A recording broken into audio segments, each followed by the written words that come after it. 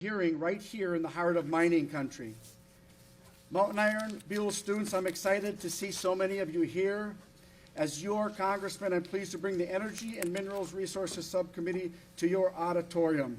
And I also want to congratulate the Section 7A Girls Basketball Championship team right here from Mountain Iron and Buell and the 9-man football team that are now state champions. Congratulations.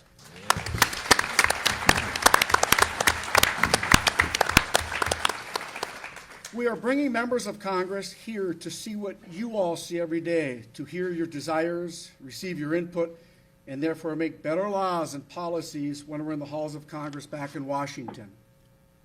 This is an official House Committee on Natural Resources event. Instead of the Longworth Office Building in Washington, D.C., we are holding it right here in Mountain Iron. To my colleagues, staff, and everyone else that traveled here to participate, welcome.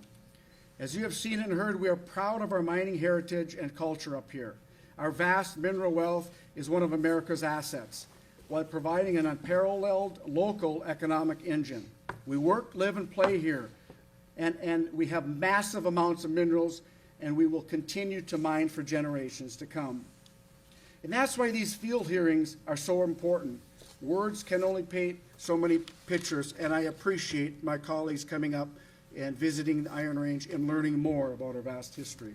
In the House Republican majority, the Natural Resources Committee is making it a priority to travel throughout the country to where our constituents, families, and neighbors live.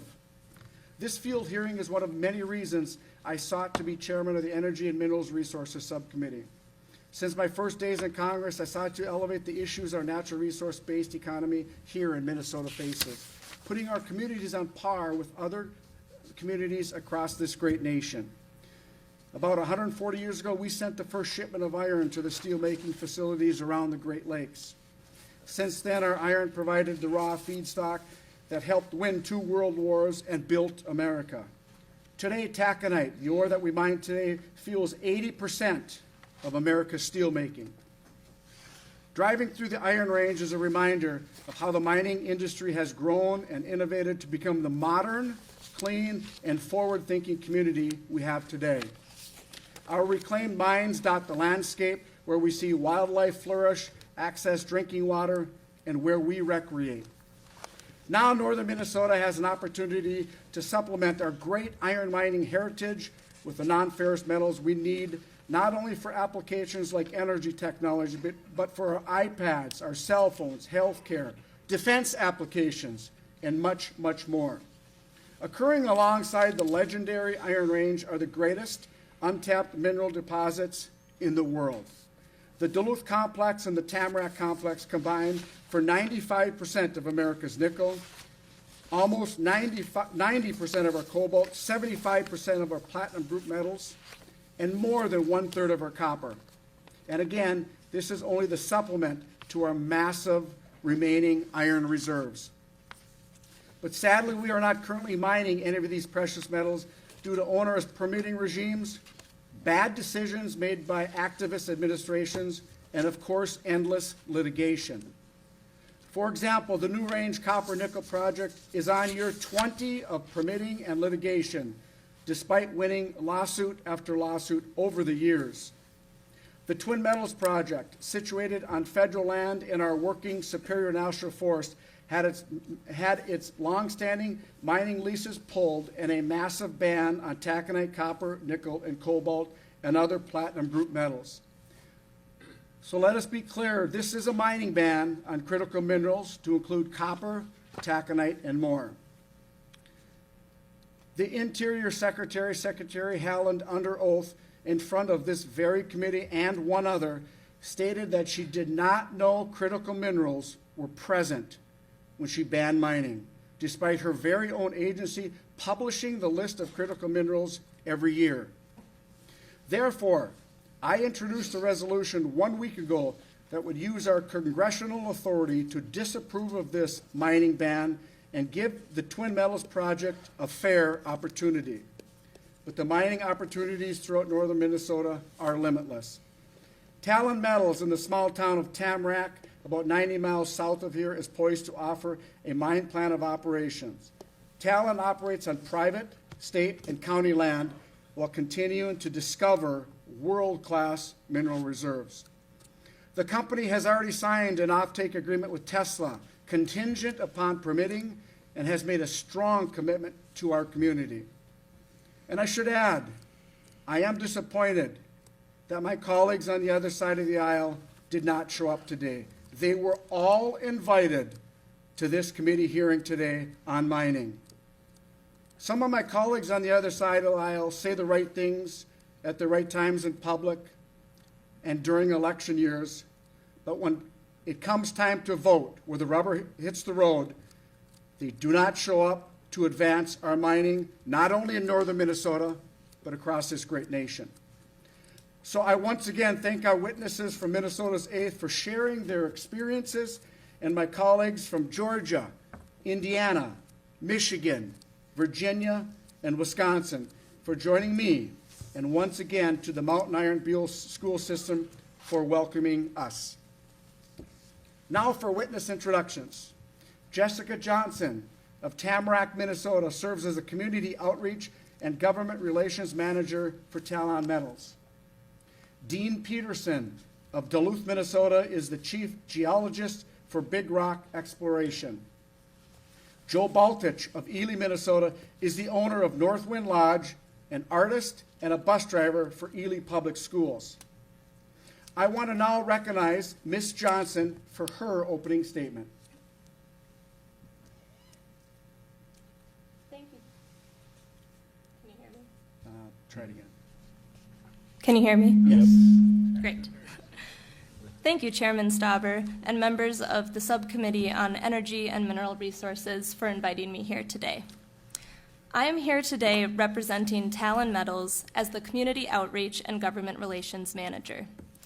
Talon Metals is a mineral exploration and development company focusing on sourcing nickel and other critical minerals from the Tamarack Nickel Project here in Minnesota that will contribute the raw materials needed for building out our nation's domestic supply chains. I am also speaking to you today as a lifelong resident of rural Minnesota, where I have a passion for living the small town life, farming, camping, making maple syrup, and enjoying the lake. The Tamarack Nickel Project, located in Aiken County, is one of the few high-grade nickel projects discovered globally in the 21st century, and is currently the only development stage high-grade nickel project in the United States. Talon has entered into an agreement with Tesla to supply 75,000 metric tons, or 165 million pounds, of nickel in concentrate from the Tamarack Nickel Project once commercial production is achieved. Currently, the United States has one operating high-grade nickel mine, and due to our current supply chain, 100% of that nickel is exported for processing and refining. With the Talon and Tesla partnership model, we are looking to recreate the supply chain and go from raw material to battery here in the U.S. Our team has been working to collect data on the Tamarack nickel deposit and surrounding environment in order to design a modern underground mine that meets environmental standards. As part of our company's tribal engagement statement, we are also committed to gathering input and seeking meaningful consultation with tribal governments. We recognize that underground mining involves disturbance of the earth, and that communities and tribal governments have concerns about the potential for negative impacts on the environment.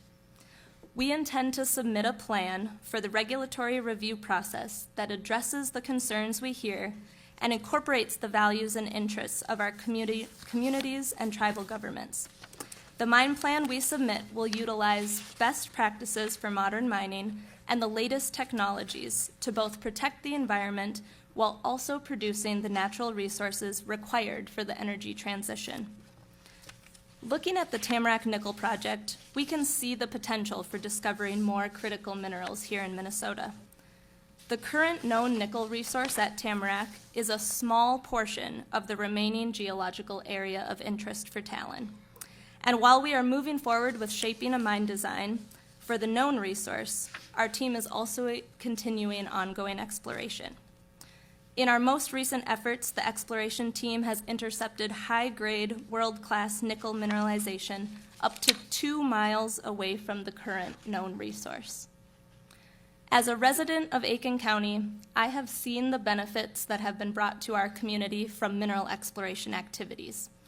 The project's land package of over 31,000 acres sits on state and private lands and has contributed over $11 million through state mineral lease fees for conducting our exploration activities. These funds are broken down to a local level, directly benefiting our counties, cities, and schools in the region. In addition, over $56 million has been spent on local goods and services in Minnesota for the project's exploration activities. Of this, over $12 million has been spent within a 30-mile radius of the project, directly benefiting our local economy. A case study on royalty revenue from the Talon project was conducted by the Minnesota DNR in 2021 and also estimated over $115 million in royalties for the future project. Our team has also made extreme efforts to hire locally, with 80% of our employees based here in Minnesota.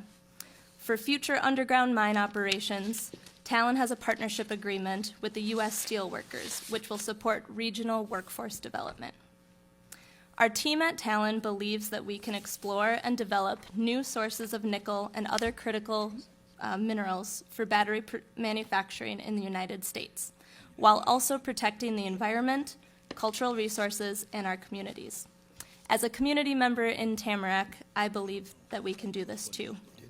It's an exciting time for mineral exploration and development, and I feel grateful that I can live in this area, living the small town life that I love here in northern Minnesota, while also being a part of our nation's important and historic energy transition that relies on minerals and metals for creating a sustainable future. Thank you. I thank the witness for her testimony. The chair now recognizes Mr. Peterson for his testimonies. Thank you, Mr. Chairman and members of the subcommittee. My name is Dean Peterson. I'm the Chief Geologist of Big Rock Exploration. I appreciate the opportunity to testify here today as a scientist and geologist on the mineral wealth of northern Minnesota. I want to relay to you some fundamental facts from the geology of Minnesota and briefly discuss the unique set of strategic and critical mineral resources that these rocks contain. Mineral deposits form as the end products of a wide variety of earth processes and, in essence, reflect a tapestry of time, processes, and geologic terrains. Or one could say, ore deposits represent the preferential concentration of specific elements formed within the earth by the transfer of mass and energy over space and time. As we sit here atop the Bowabic Iron Formation of the Mesabi Iron Range, perhaps the most important rock unit in the history of the United States' industrialization and defense, I find it hard not to think back to the thousands of miles of terrain I have walked and the many, many tens of thousands of rock exposures I have described and mapped over the last 40 years. It is these types of field observations, once condensed and integrated into coherent bedrock geology maps, that geologists have long used to target mineral exploration programs for ore deposit types. I've submitted to the committee a bedrock geology map and mineral resource map of Minnesota that highlights Representative Stauber's congressional district. Northern Minnesota contains vast expanses of 2.7 billion-year-old granite greenstone terrains that globally host a significant percentage of the world's mineral resources, especially gold, copper, zinc, platinum, palladium, nickel, and iron. The 1.9 billion-year-old sedimentary rocks in northern Minnesota record the Earth's first great bloom of life that released oxygen into the ocean and atmosphere and induced precipitation of billions of tons of iron and manganese out of the ancient oceans to form rocks that we call iron formation, including the Bowabic Iron Formation upon which this building is built. The final Earth event that my testimony will touch upon was nature's attempt to split North America apart 1.1 billion years ago in what geologists have called the mid-continent rift. When continents rift and the Earth's outer crust thins, the underlying mantle of the Earth depressurizes and partially melts, forming buoyant molten magmas laden with metals. These magmas intrude upward from the mantle into the crust, where they're either trapped at depth to form intrusions, such as the Duluth complex, or erupt on the surface as lavas. The transfer of these metal-rich mantle magmas into the Earth's crust is the reason why northern Minnesota hosts enormous quantities of critical and strategic minerals associated with the Mid-Continent Rift, such as like at Talon's deposit itself.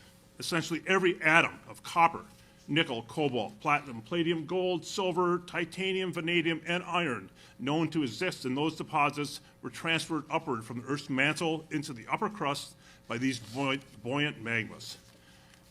The bedrock geology within the state of Minnesota represents a mosaic of geologic terrains that facilitated ore-forming processes unique to this region and underpins a remarkable endowment of mineral resource wealth within the United States. The geology and mineral deposits of the Lake Superior region in general and northern Minnesota in particular are unique. No other area of the United States of America hosts such an array of Precambrian rocks and the undeveloped world-class ore deposits contained within them.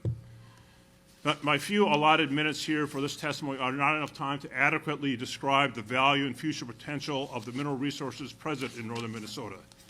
Give me a day or two and I can bring each and every one of you to exposures of rocks that record geological processes that drove the formation of some of the world's largest ore deposits. And then you can see with your own eyes, place your hands upon unequivocal geological evidence that the state of Minnesota is uniquely capable of fulfilling much of the country's needs for critical and strategic minerals far into the future. Thank you. I thank the witness for his testimony. The chair will now recognize Mr. Baltich for his testimony. Thank you, Mr. Chairman and members of the committee. My name is Joe Baltich, and I'm from Ely, Minnesota. We've established that already, but I'm redundant. I'm a small business owner who operates Northwind Lodge, a family-oriented wilderness resort that has existed since my grandfather built the first cabin on Jasper Lake in 1939. I live 15 miles northeast of Ely, surrounded by the Boundary Waters Canoe Area border on 3 sides. In conjunction with the resort, I have spent 35 years in wilderness canoe trip outfitting and guiding, and we ran a cross-country ski center as well. I'm also an artist who paints fine art, and like many people who have spent their entire lives in Ely, my third job is as a bus driver for the Ely Independent School District 696. As a tourism operator, I'm exposed firsthand to the impact tourism has on the Ely area. 45 years of working in tourism proves it will always be a fluid feast or famine business. When I was a kid, like many other resort owners, my dad was also otherwise employed. He was a police officer for the city of Ely. He also guided fishing trips and trapped on the side. During my early years, our family food supply was often supplemented by hunting and fishing. Based on my life experience and observations, tourism alone will never carry the region. It just can't. Upon graduating from college in the early 80s, I ran for office and was elected as mayor of Ely. During that time, we were coming off of a bad economic recession. Reserve Mine in neighboring Babbitt had closed for good, which resulted in 1,300 families leaving Ely. As city council members, we were tasked with finding a viable industry to keep our people employed. We found that due to Ely's remote location, the high cost of shipping stifled our competitiveness. Ely ended up relying on non-tax-paying governmental entities to become limited job providers, and of course we had summer tourism and some logging.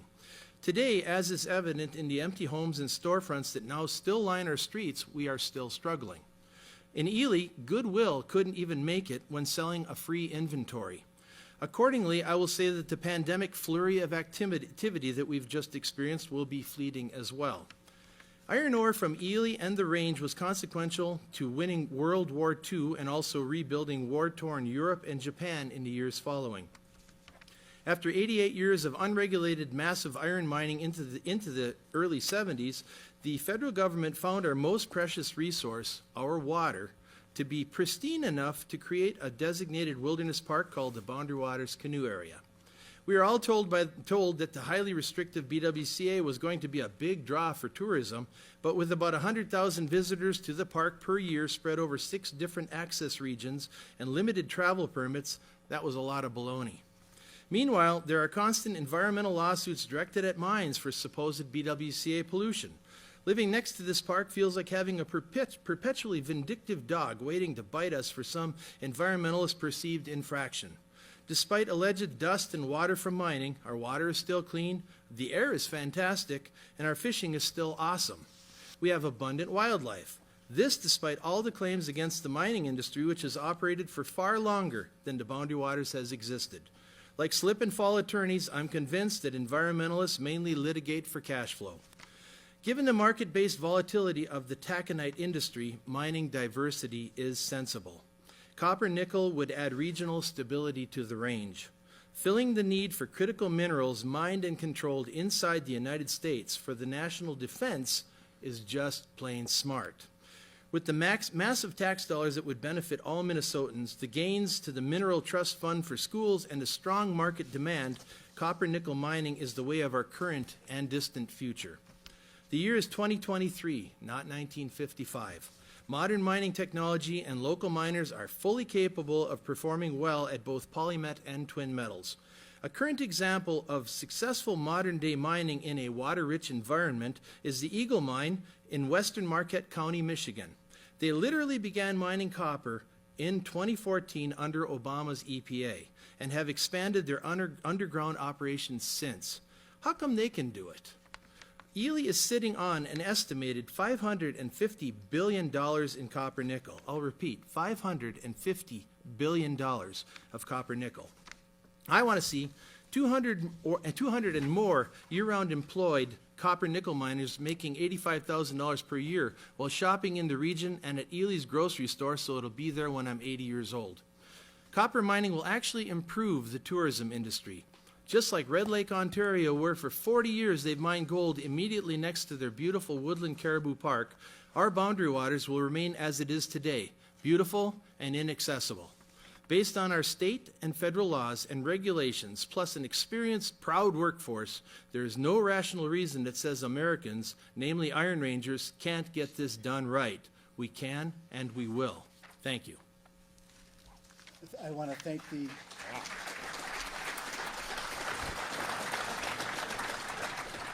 thank the witnesses for your testimony.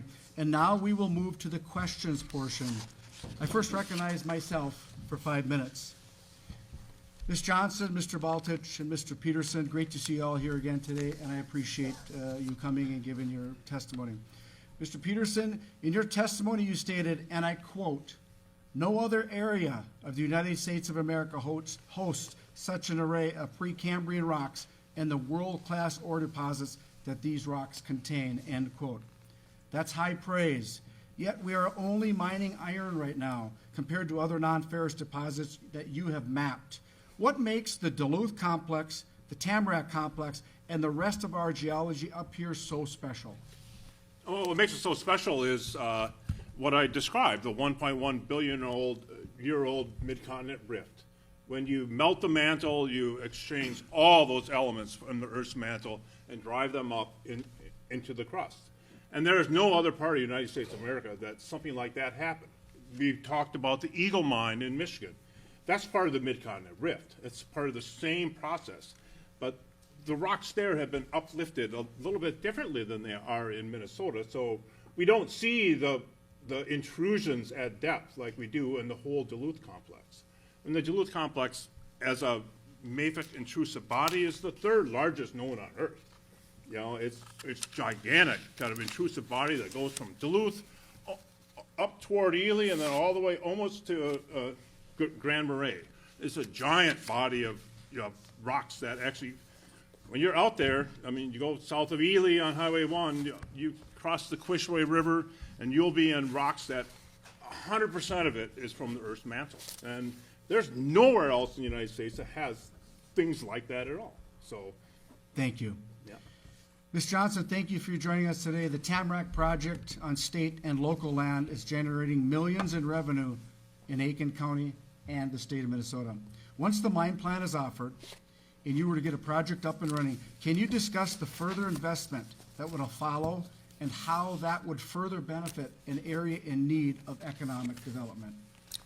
Yeah, so as I mentioned earlier, in 2021, the Minnesota DNR did a case study on the Tamarack project for the estimated royalty revenue, and that was estimated at over $115 million. So those funds would be broken down between the state, county, township, and the local school district.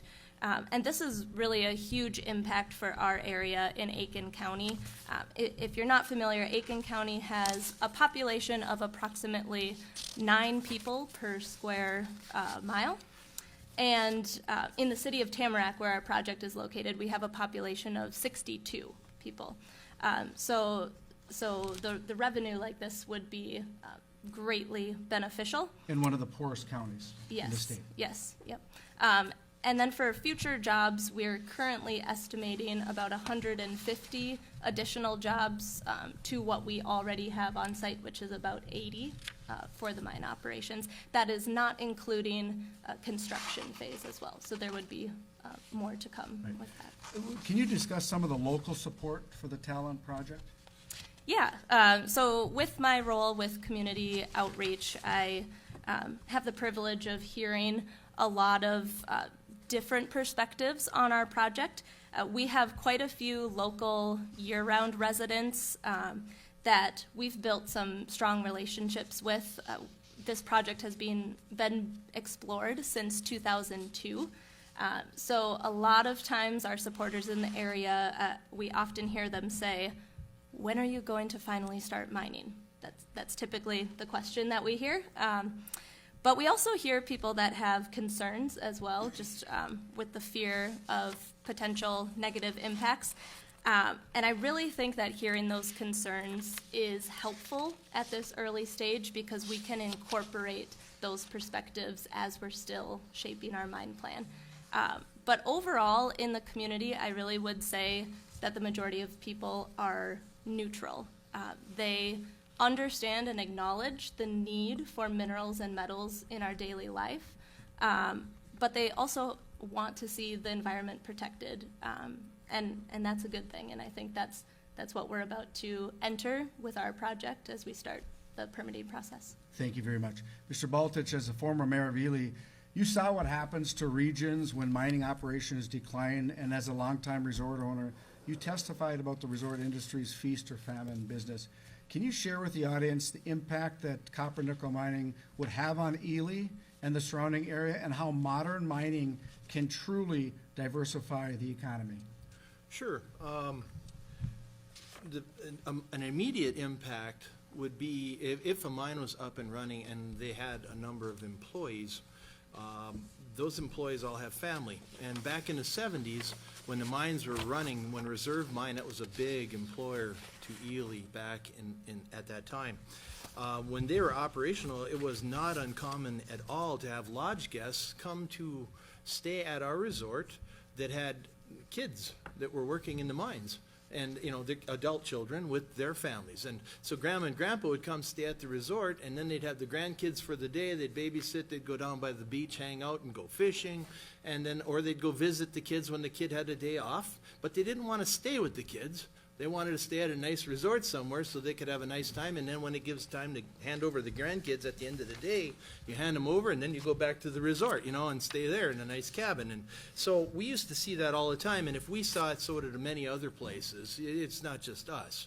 And so the impact is a very direct impact from having employed people staying by us, because we don't see that now. It's not often that we'll see somebody who stays at the resort because they have employees working at the hospital or at the Forest Service, maybe once in a while. But mining, it was a very regular thing.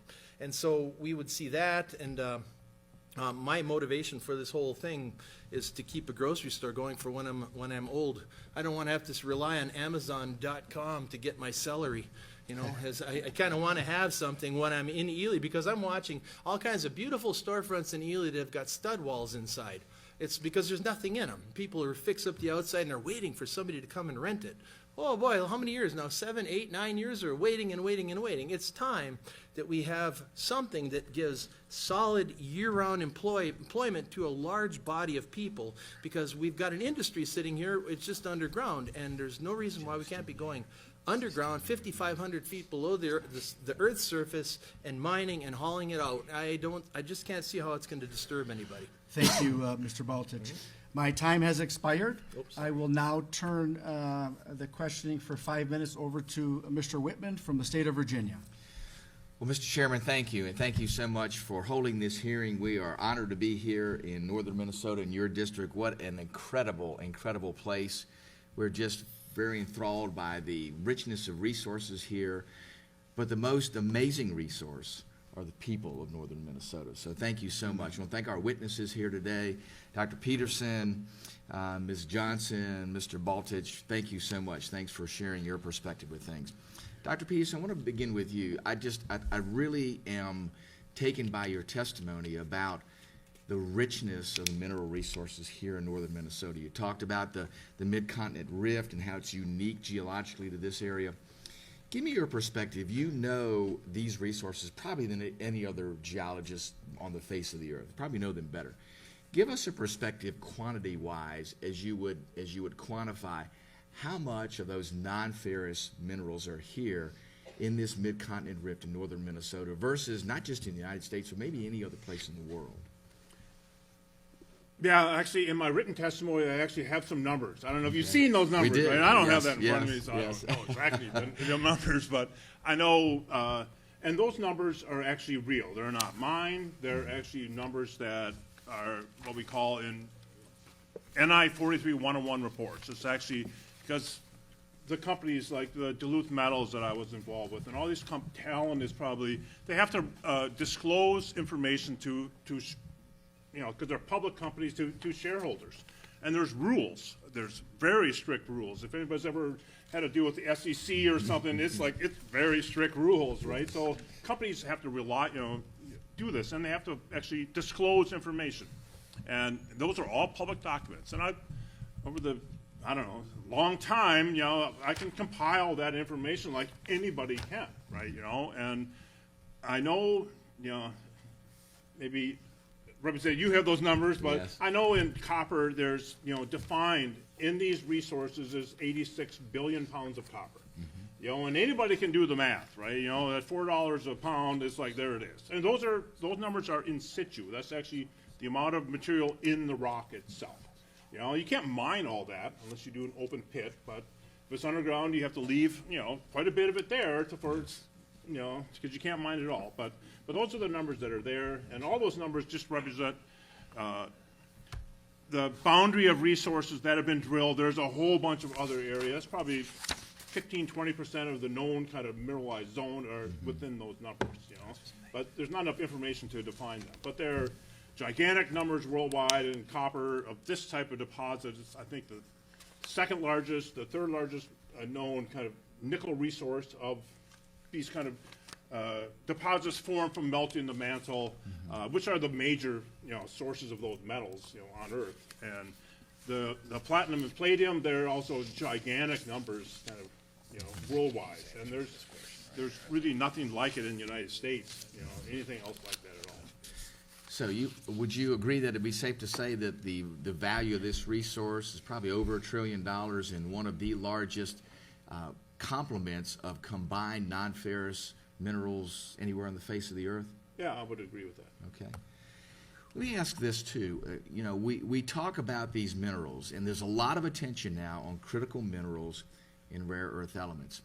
Critical minerals are going to be key to our future as a nation, both economically and strategically. If you could give me your perspective, because we see companies like Tesla that are already trying to get obligations for those minerals. Give us your perspective in you knowing where we are today strategically with the need for these minerals, your perspective on the importance to the United States, both economically and strategically. Yeah, we certainly saw that through the pandemic, that the supply chain issues are real.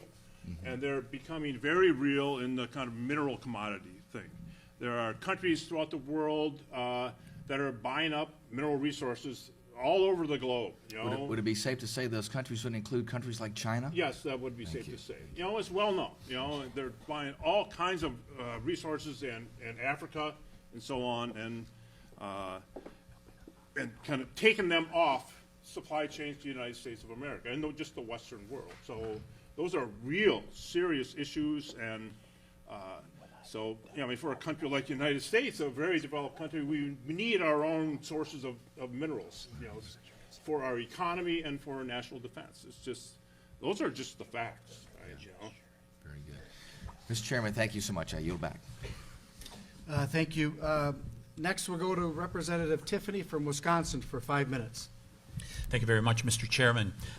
What I heard from you, Mr. Boltich, is that tourism and industry can coexist. Is that correct? Absolutely. I believe it 110%. We've done it forever. I mean, when you think about it, we had unchecked iron ore mining for 88 years. There was no government involvement in that. And I'll illustrate, in the Pioneer Mine where my grandfather worked for 16 years, he built a cabin and the resort just kind of evolved over the years. But he worked for 16 years in an underground mine. That was a particularly crumbly, wet mine. And they were pumping out of that mine 1 million gallons of water a day into Shagwell Lake, which is a lake that's right on the edge of Ely. Ely basically is right there. 1 million gallons a day, and that would go from Shagwell Lake to Fall Lake to Basswood Lake. That's right into the heart of the boundary waters, and from there it makes it all the way up to Rainy Lake. So it's in the Rainy Lake watershed, and that happened, and during that time, there were resorts running, and people were doing business. Everybody was fine, and I mean, I wouldn't recommend dumping a million gallons per day now. You know, that's insane, but that's what they did back then, and after all those years, they still made the boundary waters So your business did better while industry was successful. I'm sorry, say again? So, tourism did better while industry was It does successful. yes, it absolutely does better when industry is there because we have more exposure. Our advertising mass as a tourism entity goes up. So if I may interject, I got a lot Sure. of questions to ask here. I'll just interject. I own a business called Wilderness Cruises in northern Wisconsin over in the Minocqua area. And we had the same exact experience. We were in the hospitality tourism business. For all you young folks that are out there listening here, this is not a mutually exclusive question in regards to the environment and the economy. They work together. We have a better chance to have a clean environment when we have a strong economy, because then you have the tax revenues to be able to fund those programs, oftentimes publicly funded, as a result of having a strong economy. They are not mutually exclusive. You were at the Eagle Mine. Did you have a chance to go to the Eagle Mine? No, unfortunately, I have not been there. I would urge everyone who, if you get a chance, go up to the Eagle Mine in the Upper Peninsula of Michigan in Representative Bergman's district, because it is an example of 21st century mining that can be done successfully and done in a perfect manner, which, obviously we don't want to do things like we did 60, 80, 100 years ago. And that's part of the reason we have such good permitting processes now. But if you want to see a mine that's just been built in the last 20 years in North America, here in the upper Midwest, go up to the Eagle Mine. Mrs. Johnson, how was the maple syrup season this year? Not as good as past years, but we just finished up canning. We do a very small operation, so only a gallon of syrup. So we just passed a bill in the debt ceiling bill. First of all, we passed the bill a couple weeks prior to that, but we included it in the debt ceiling bill called H.R. 1, Lowering Energy Costs, and it had permitting reform in it. And we did not reduce any environmental standards. We just changed the permitting processes, but we did not change the environmental standards. Are you willing to live by those high environmental standards? Do we need to reduce environmental standards in order to get these projects done?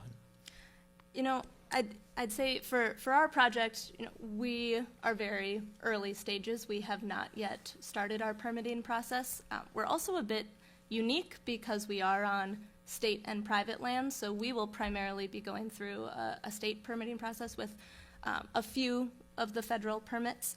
But ultimately, our team is confident that we will be proposing a plan that will meet or exceed environmental standards. Mr. Peterson, in your experience, is it necessary to compromise environmental standards to be able to mine in the 21st century? Absolutely not. Is it more likely for a manufacturer to build here, to manufacture in the United States if the minerals are produced here, or if they're built, or if they're produced overseas? If I was a general manager of the plant, I'd want the minerals produced here. So you have domestic supplies, so you can actually, I mean, just go back a couple of years in the pandemic. You remember all of the boats off of Long Beach? Long Beach, that's it, right, you know? There were just dozens of them or hundreds of them were sitting there waiting to unload, right, you know, and they couldn't. So we're more likely to have manufacturing here in this country, the downstream that's going to happen if we're producing the minerals here, right? Yeah, absolutely. Yeah, no doubt about it. Hey, I would just say in closing, this is all about three things in the big picture: job security, economic security, and national security. That's what's at stake here for America.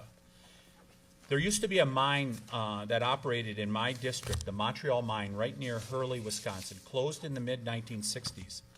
Then candidate John F. Kennedy went there in 1960, excuse me, and he went deep down in that mine, thousands of feet down, in his wingtip loafers. And he told those miners, you were every bit as important in us winning World War II as the people that were there at the front. That's how important this is, that we be able to produce these minerals here in America. It is a necessity that we're able to do it. Thank you very much, and I yield back, Mr. Chairman. Thank you, Mr. Tiffany. The chair now recognizes my friend and colleague from Georgia, Mr. Collins, for 5 minutes. I think that thing's gonna fall back down.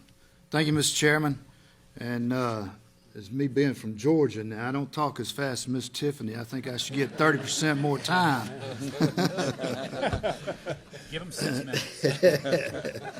You know, folks, I've only been at this job for about 115 days now, so I'm the rookie in the crowd. And when I was out there campaigning, I like for folks to know that I'm in the trucking business, one of the most regulated businesses that there is, an industry that there is in this country. And so it was very important that I wanted to make sure that we had oversight in every committee that we had in Congress to find out what is going on across this country. Because I know if the regulations that were hampering the trucking industry out there, it's across every industry that there is. I don't know anything about mining. I have no idea. I thought I was coming up here to get a hat and a pickaxe. But from what I've learned, y'all pretty much set the standard for today's industry of mining right here in this area. When I sit down at a hearing, I look at it from a business person's standpoint. What's the problem? What's the solution? And how do we fix this so that it doesn't happen again? And so that's what I would like to focus on. And is it Mr. Baltich? Baltich. You and I think a lot alike. I'm from a small town, and I know we talked about that. And I just want to real quickly, I mean, my questions are pretty simple. Do you think the permitting process now has become a weaponized tool used to prevent mining? Yes, Okay. I absolutely do. Can you expand on that as far Yeah, as? yes, not to interrupt. It seems to me that it's taking a ridiculously long time. Well, actually, I can give you an idea. In 2005, well, in 1978, the mining industry and Minnesota and the environmental groups got together to make us an arduous set of rules to restrict copper nickel mining in our area, because they knew that we're sitting on something, and they knew we're since the early 60s they've been looking at our region for copper nickel. When I was a kid, I was given a little 1 inch by 1 inch cube of nickel, pure nickel. I've got it somewhere in my basement. I can't find it, but I didn't know then what it meant, but I do now. And they got together and made a set of rules in '78, and they said, well, if the mining industry meets all these rules, all these requirements, then they can mine, or then they can explore. And they figured nobody'd ever catch up with that. And in 2005, mining technology went here, and all of a sudden they were able to do that. And when they started doing that, they went to Minnesota and the groups and said, well, here, we can hit all of these standards that you guys are requiring, all the requirements, we can meet them all. And Minnesota said, go ahead, start poking holes in the ground, let's see what you find, you know. And the environmentalists went off the deep end and said they had no leg to stand on because they all signed off on this. They denied signing it. They said, we didn't do that. No, that's not true, blah, blah, blah. And, well, you did sign it, so what did they do? They moved to change public interest against public opinion against mining. And in 2006, they went after the Forest Service and they made the mining industry, Twin Metals, put together a $1 million report that took from 2006 to 2012 to, show that the birds and the bees and the crickets and everything's going to be fine. And it became a very restrictive process with suing all along the way, and it's all to weaponize the public opinion against mining. And I don't know if it's happening elsewhere in the world. I suspect it is, but it's become a popular way to do and it. That's exactly what I'm getting at. You know, it hasn't been 2 weeks ago when I was talking about the financial industry and our community banks. And it's all about moving the goalpost. Right. Every time you get to where you think you're able to get the permit or you meet what's adequate Right. for the federal government, they move it Oh, one you further need this. step. You know, we just had this so-called infrastructure bill that was passed. It was in the previous Congress, $1.2 trillion. $591 billion of it actually went to infrastructure. The rest of it went towards Green New Deal. Now, this does not make any common sense, folks. Here we are, we're buying our critical minerals from people that want to take us over and hate us, communist Chinese people. And we've got mining sitting right here with the best processes in the world. Now, Mr. Balcher, do you think that the U.S. can do a better job mining than China that's using child labor? Yeah, yes, very much so. It's almost kind of laughable. China's over there doing whatever they do, and our environmental groups seem to be fine with that. And I don't understand how you can be fine with that, knowing what we know about China. And then there's a thing called the stratosphere and various other spheres that are running over us. Every time they send up a cloud of dust in China, it ends up raining down in the Boundary Waters Canoe area. We get mercury from them. I'm sure we get heavy metals and other sorts of pollutants because we're on a globe and the air runs around it. Americans do a much better job, and I will testify to the Americans on the Iron Range because I know a bunch of them. You won't see, years ago, they used to take a D9 cat that they're pushing rocks around at a mine, and it needs an oil change. It's got 40 gallons of oil in it. They would just open the spigot, dump it on the ground, and say, well, it keeps the dust down. And then they'd shut the spigot and dump 40 more gallons of oil in that cat. Try to find somebody today who will do that. That doesn't happen. It's not going to happen. None of our guys who mine, the employees, do not want to mess up their backyard. This is where we hunt and fish. They want to take care of the environment, and so does management. We do an immensely better job than a lot of places in the world because this is our home. Thank you, Mr. Balcher. Mr. Chairman, I know my time has expired, but I think it's pretty easy to see that we found the problem is the federal government. The solution is to get them off our back. And to keep them off of there, this H.R. 1 needs to be passed. Thank you. The next member of Congress who's going to question is my good friend from Indiana, Mr. Bouchon. You're up for 5 minutes. Thank you, Mr. Chairman, and I want to thank you and the committee for inviting me to weigh on this. I'm from Southwest Indiana. My dad was an underground coal miner for Peabody for over 30 years. It's a different type of mining, but similar. And I serve on the Energy and Commerce Committee, Energy Subcommittee, and so this issue is critically important to energy, our energy future in this country. Ms. Johnson, maybe I can ask you, what are some of the common misconceptions about modern mining that has resulted in some environmental groups wanting to ban mining and wanting the administration to ban mining in certain areas of Minnesota? Yeah, I think we've touched on it a few times, but I think this is something we have to say over and over and over again. I think it's the comparison to how mining was done historically, and it's just not the same anymore. like we touched on, modern mining isn't allowed to do the things that happened long ago. And I also think a big part of it is public education about the entire process. For our project specifically, we're in the early stages. We have not yet shaped our final plans to start permitting. But early on, we've been trying to engage and educate the public on all the work that happens early on. We're not just submitting a plan and saying, let's go, without having all of the knowledge ready.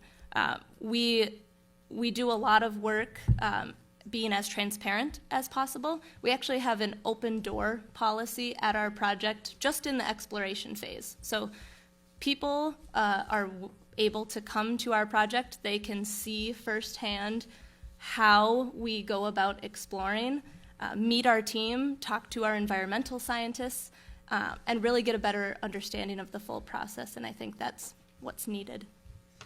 Yeah, I think that's right. Anybody else want to have any comments about that? Yeah, I do. I mean, there's a perception that, like, mining companies don't care about the environment, which is the farthest thing from the truth, right? All the people from the top on down, everybody, at least I'm a geologist, so I've spent my life out in the field, and I don't know how many times I've been in the Boundary Waters. I mean, I love camping and fishing, and I just love being out in I just call it the bush, right? It's my place, right? The most comfortable place on earth for me is actually being out in northern Minnesota. But there's another thing, it's like, I can just think of talent. Okay, you get this thing all defined. What are you going to do? They're going to go to the bank, right? It's like, we need $1 billion, right? Has anybody ever gone to the bank and asked for $1 billion? It's I can't not say a it. simple I can't task, say as I right? have. No. You think, I mean, environmental impact statements are hard, but convincing a bank to give you $1 billion is even harder, right? They're so risk adverse, and what do they ask? They ask about environmental issues.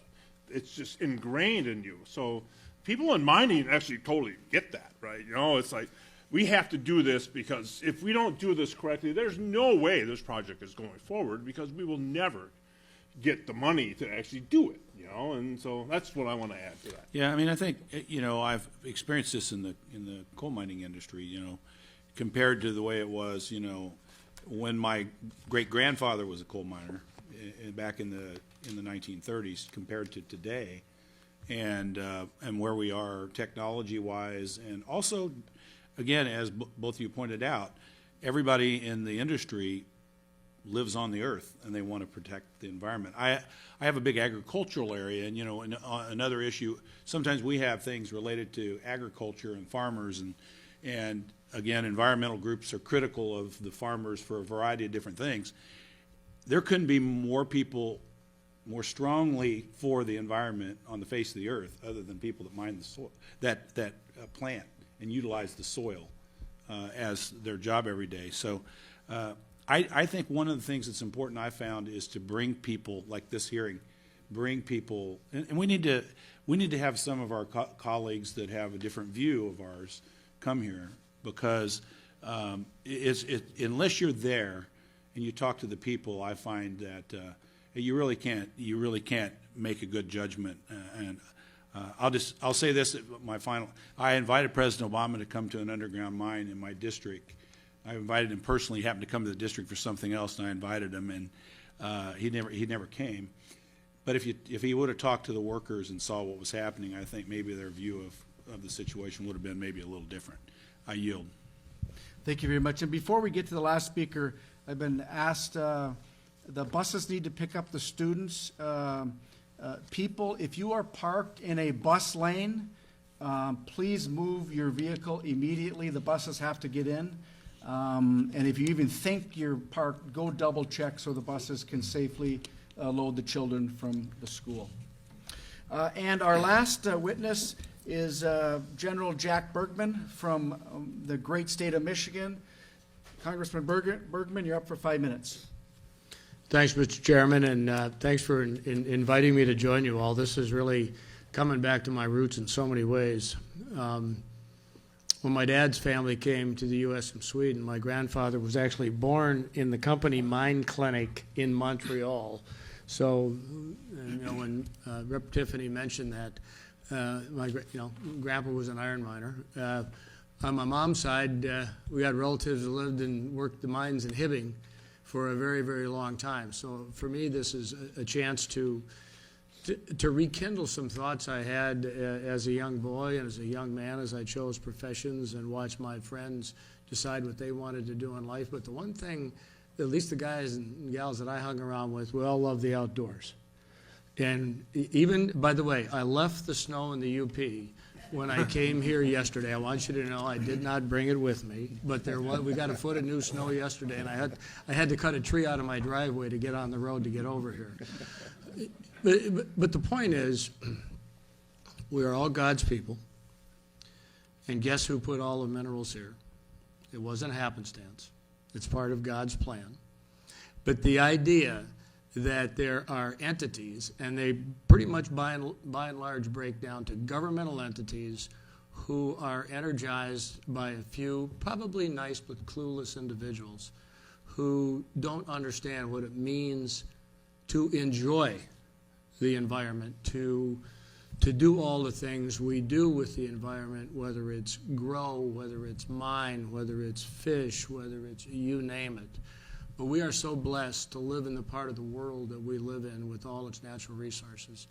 I would suggest to you that as my colleague, Mr. Collins, talked about government being part of the problem, I think one of the uniting factors in Washington, D.C. that I've seen amongst moderate folks who can see both sides of a coin, and in some cases the third edge, it's war on the federal bureaucracies that control all the issues that we're talking about here, which is taking a permitting process and extending it past the reasonable length that it would, anybody in any endeavor would say, I mean, you're just messing with me now. You're not actually providing any results. So I think what we can do better at the federal side is cut down the bureaucracies and get the federal government out of your pockets, off your backs, and out of the way.